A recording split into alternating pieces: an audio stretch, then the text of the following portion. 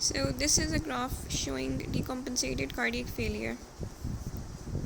So at point A, point A depicts the circulatory state immediately after cardiac failure with a cardiac output of 2.5 liters per minute and a right atrial pressure of about 2.5 millimeters mercury.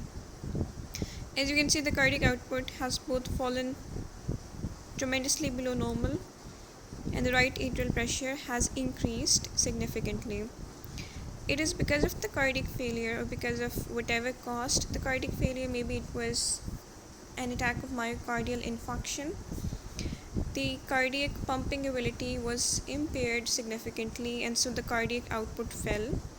But because at that point the venous return was still normal at that point, so the blood that came in, it basically dammed up in the right atrium and the systemic veins and the pulmonary.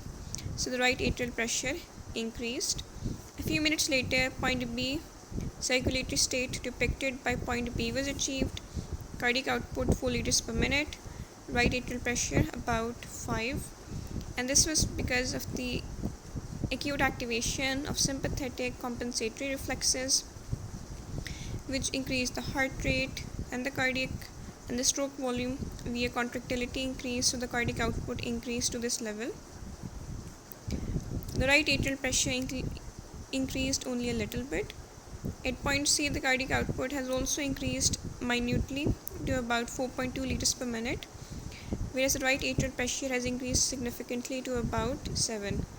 The reason for this is that in spite of the sympathetic compensatory reflex, which indeed succeeded in bringing the cardiac output from a lowly level of 2.5 liters per minute to a reasonably good value of 4, this cardiac output value is still below the normal value for the cardiac output needed for normal renal function.